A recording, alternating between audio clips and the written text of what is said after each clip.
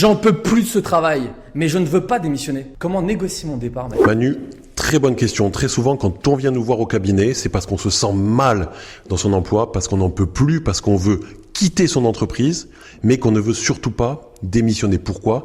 Parce que la démission prive notamment des indemnités de rupture et du droit à l'assurance chômage. Pôle emploi, aujourd'hui, France Travail. Alors, premier conseil, si on veut négocier son départ, c'est de surtout pas venir avec un micro comme ça. Même si l'employeur a accepté qu'on enregistre l'entretien, et même si c'est un très beau micro, vous allez passer pour un dingue. Alors, la folie peut être une stratégie de négociation, mais je ne la conseille pas. En réalité, l'idéal, c'est d'anticiper. Pourquoi ? Parce que quand vous voulez partir, c'est très souvent que vous avez des griefs. Et si vous avez des griefs, c'est mieux de les avoir documentés, d'avoir des preuves de ces griefs. Comme ça, l'employeur ne pourra pas vous dire, écoutez, si t'es pas content, tu n'as qu'à partir.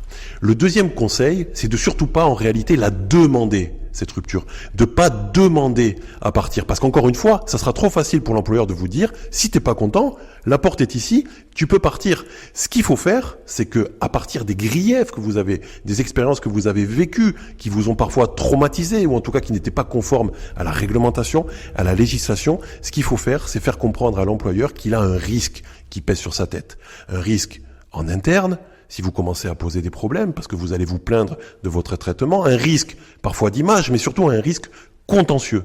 Et si vous arrivez, et c'est tout l'intérêt de l'avocat, pour le coup, spécialisé, c'est que si vous arrivez à faire peser sur l'employeur et à faire comprendre à l'employeur que pèse sur lui un risque contentieux, que vous arrivez à transformer ce risque contentieux en somme et en risque financier, qui va peut-être même devoir provisionner en comptabilité, alors tout d'un coup, l'employeur va être plus à même d'écouter vos griefs et de se dire que peut-être il aurait intérêt à négocier un départ avec vous.